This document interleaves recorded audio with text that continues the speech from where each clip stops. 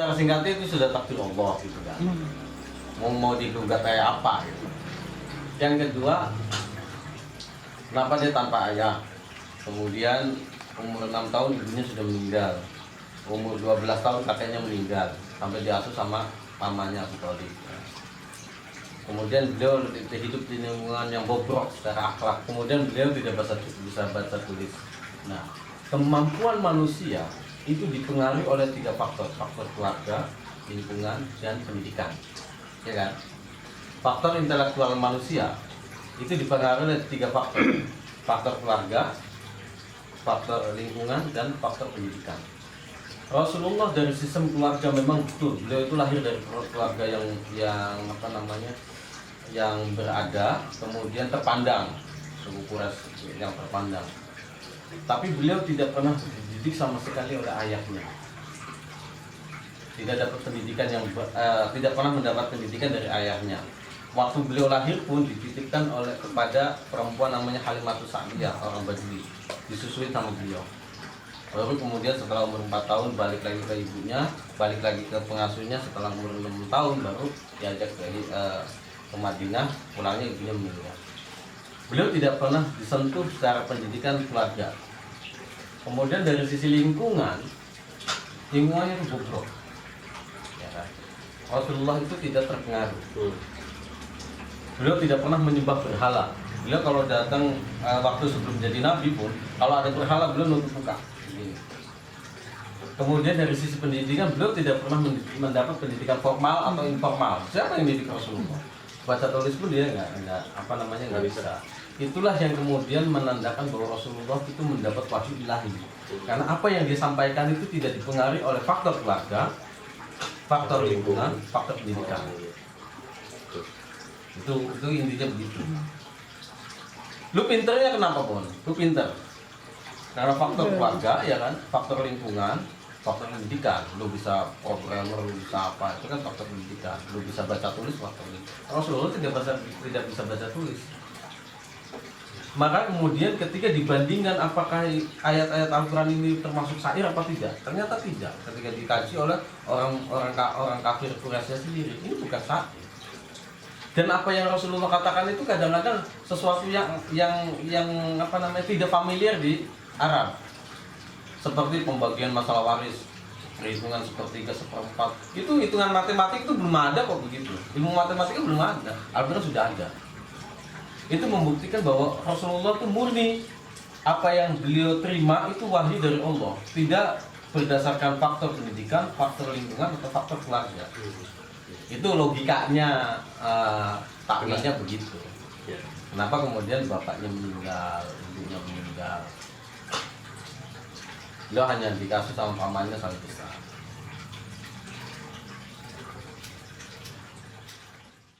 Karena sudut pandang manusia dalam berpikir itu dipengaruhi oleh 3 faktor.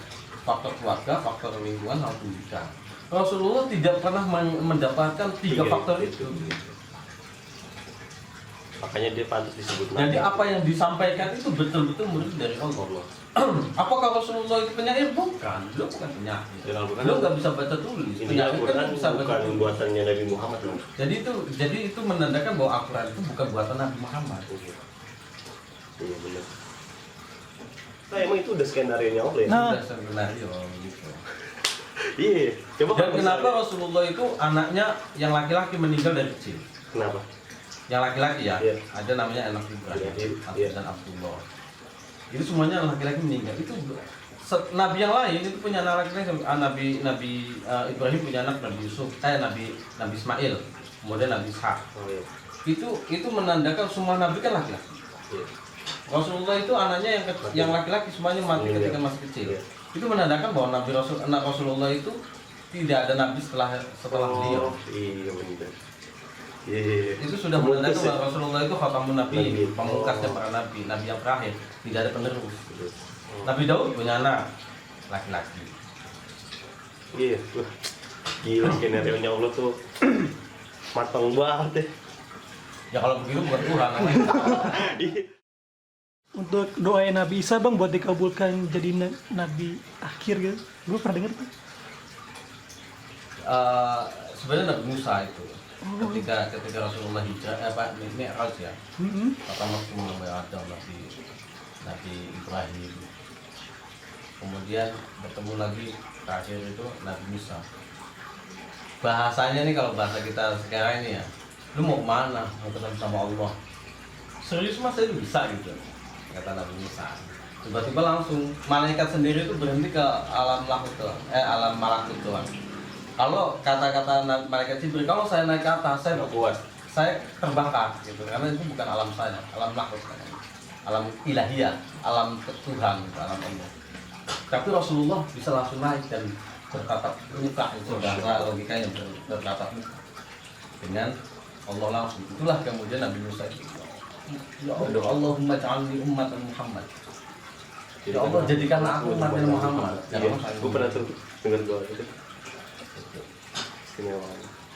Nah, salah satu nanti di akhir zaman itu Nabi Isa akan turun ke bumi, akan mematahkan salib-salib, membunuh babi. Itu salah satunya kan beliau ingin menjadi umat Nabi Muhammad.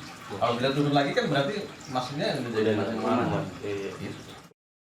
Lagi bang, kalau udah nyampe di atas ya alam ilahi ya. Ceritanya Nur Muhammad itu gimana?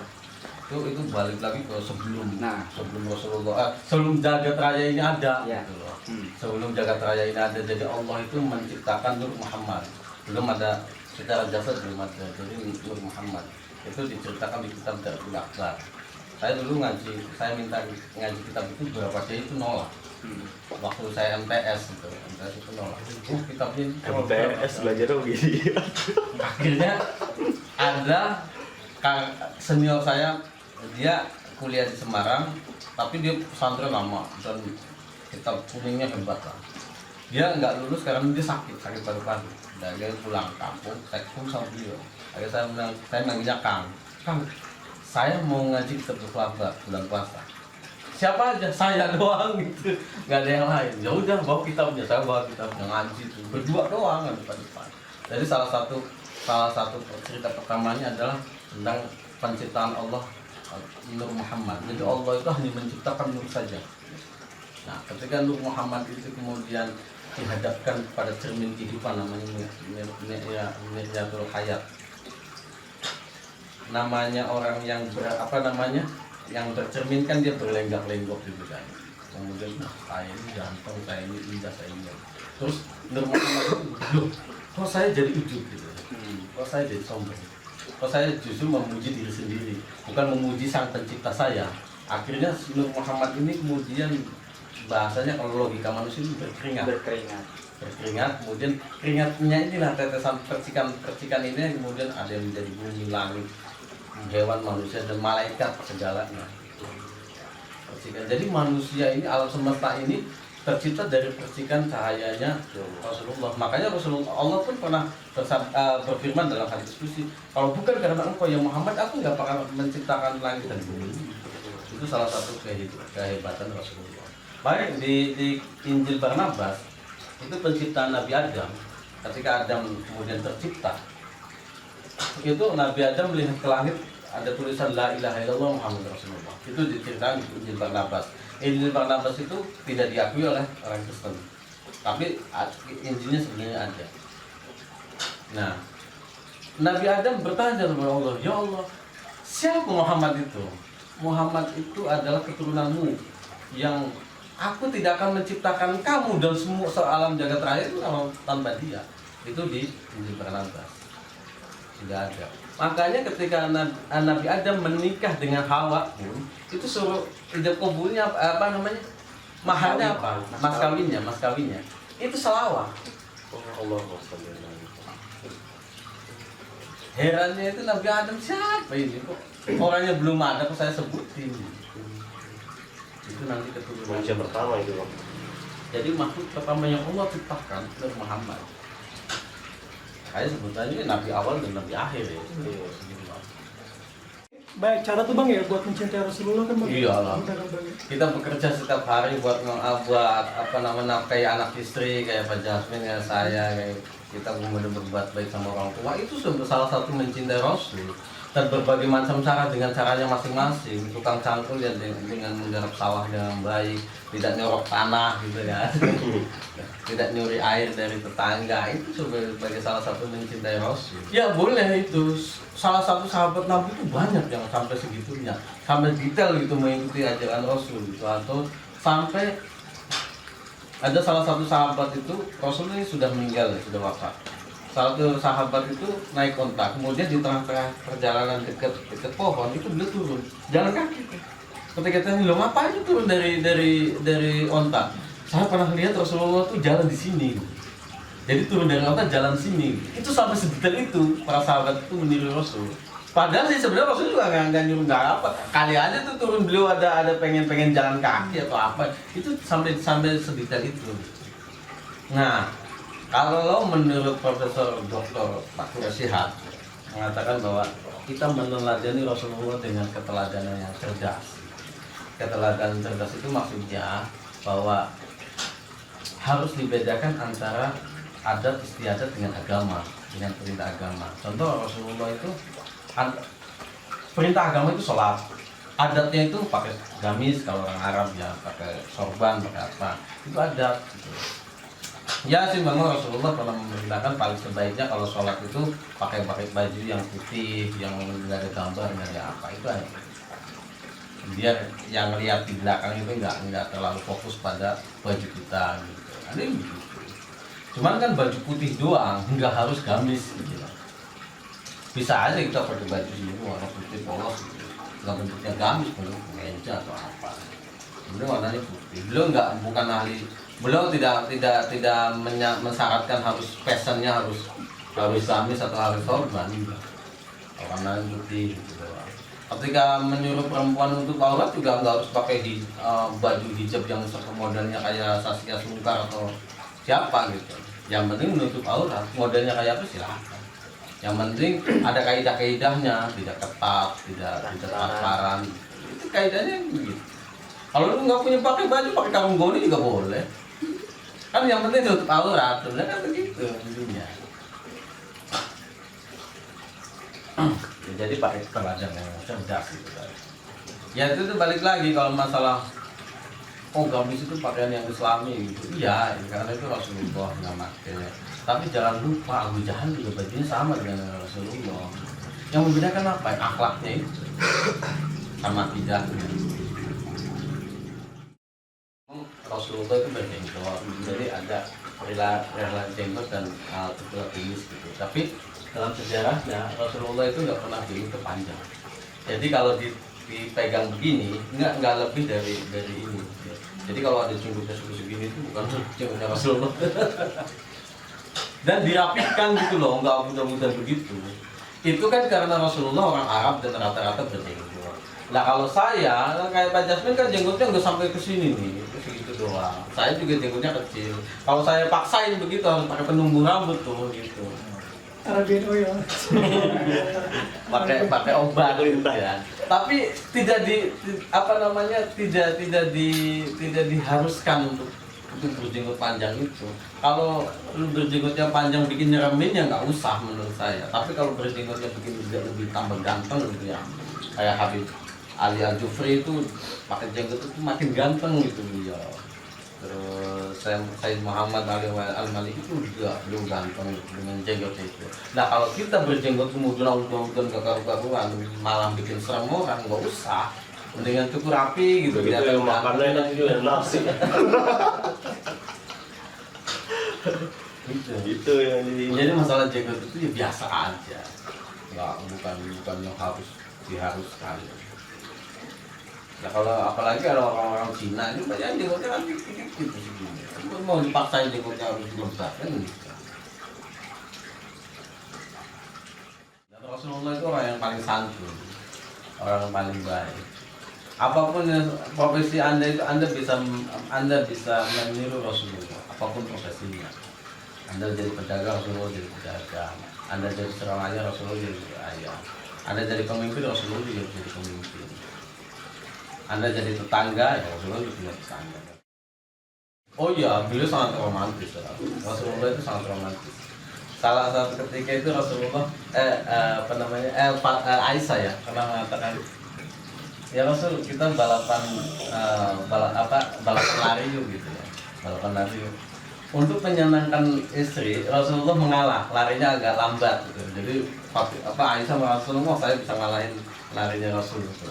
Berapa kali lagi ngajakin lagi ya, ngajakin lagi baru Rasulullah itu menang gitu. Dan suami istri itu lomba lari gitu berdua. Dan itu sangat bagi saya sangat romantis. Pada istrinya Sofiyah binti Huyai, salah satu istrinya yang dari Yahudi. Itu ketika Sofiyah Nafisah binti Huyai itu mau naik onta, beliau menyediakan untuknya sebagai pijakan.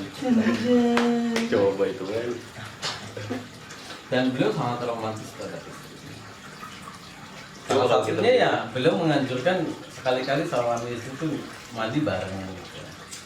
Jadi Rasulullah punggungnya digosokin sama Aisyah. Itu soal cinta kan ya bang. Kalau soal kasih dan sayang kepada sesama bang. Oh Yang iya. cerita Rasul pernah ngasih anak makan Yahudi. Oh iya, jadi itu ceritanya setelah Rasulullah wafat. Jadi setelah Rasulullah wafat itu Abu Bakar bertanya pada anaknya Aisyah, wahai anakku, apa sih kebiasaan baik ya Rasulullah yang belum saya lakukan, yang belum saya tiru? Kata Aisyah, apa semuanya engkau tiru gitu? Enggak, coba deh cari lagi apa sih kebiasaan Rasulullah yang belum saya lakukan. Terus Rasulullah, Pak Aisyah mengatakan, oh iya, setiap pagi Rasulullah itu ngasih makan seorang nenek-nenek dia orang yang buta di pojokan pasar Madinah tuh. Nah, pas didatangin, disuapin lah si nenek-nenek itu. Kata nenek-nenek itu ngomong, wah, langsung nenek-nenek ngomong, kamu jangan percaya Muhammad itu kan bohong, Muhammad itu hoax semua bahasanya, fitnah semua orang Yahudi. Abu Bakar nangis, tapi Abu Bakar tetap nyuapin beliau. Terus Abu Bakar nenek itu ngomong, kok yang nyuapin bukan orang yang biasa saya nyuapin? Bilang, emang kenapa? Orang yang biasa nyuapin saya itu perkataannya lembut. Terus saya ini giginya sudah nggak penuh. Jadi kalau makan yang keras-keras punyahin dulu baru dikasih ke saya. Jadi dilembutin dulu makanannya baru kasih ke saya. Kok ini enggak? Akhirnya lambat laun terus Abu Bakar ngomong, ya memang saya bukan orang itu. Tahu nggak orang yang biasa nyuapin itu orangnya sudah meninggal. Siapa dia itu orangnya? Oh saya nggak tahu kalau orangnya sudah meninggal. Ya itulah Rasulullah yang ibu sering dihina, yang sering dihina. Dari itulah nenek-nenek itu nangis gitu ya. Dan beliau masuk Islam. Itu salah satunya. Salah satu lagi Rasulullah itu setiap sholat subuh kan lewat di depan rumahnya orang Yahudi, selalu diludahin. Dan Rasulullah senyum. Pas lewat lagi, kok ini orang yang biasa ngeludahin saya nggak ada gitu. Beliau tetap sholat, pas pulangnya nanya, ini orang rumah ini orangnya kemana kok nggak keluar? Oh, orangnya lagi sakit, belum pulang. Fatimah, Aisyah, kita ada makanan apa? Oh, saya nggak ada makanan apa-apa, ini adanya korma doang berapa gitu. Dibawalah korma itu dan datanglah orang Yahudi. Ketok pintu, pas dibuka ternyata Muhammad itu dalam hati orang Yahudi, wah mau balas dendam nih, boleh sakit. Ternyata Rasulullah dengan senyumnya belum mengatakan, saya dengar Anda sedang sakit, maka saya ingin menjenguk Anda. Saya ada punya korma dan saya kasih korma. Itu orang Yahudi itu langsung masuk Islam dengan nangisnya. Gitu. Ternyata orang yang selama ini saya hina, saya ludahin, saya ini orangnya begini, orangnya lemah lembut, orangnya bukan pendendam. Hal ini tuh kecil, sekilas kecil, coba lu diludahin sama orang, paling ditampol tuh orang. Iya. Lu diludahin orang naik motor itu, tabrak itu motornya. Ini hal kecil ya. Rasulullah kalau mau membalas, Rasulullah sudah jadi pemimpin Madinah gitu. Itu kalau digerebek rumahnya dihancurin juga orang mau ngomong apa? Rasulullah enggak. Makanya orang yang sabar itu adalah orang yang bisa membalas, tapi dia menahan diri. Punya kekuatan untuk membalas orang yang berbuat jahat, tapi dia menahan diri. Itu orang sabar. Kalau kita dipukulin, kita nggak bisa ngelawan, itu belum begitu disebut orang sabar, karena orang takluk aja. Rasulullah bisa melawan itu. Rumahnya bisa dibakar, itu orang Yahudi bisa dirobohin. Beliau punya kekuatan, punya sahabat banyak, tapi beliau tetap memaafkan. Kalau mau balas bisa, apalagi dia lagi sakit. Mungkin sekali pukul juga jatuh. Tapi Rasulullah tidak membalas, itu malah membalas dengan kebaikan.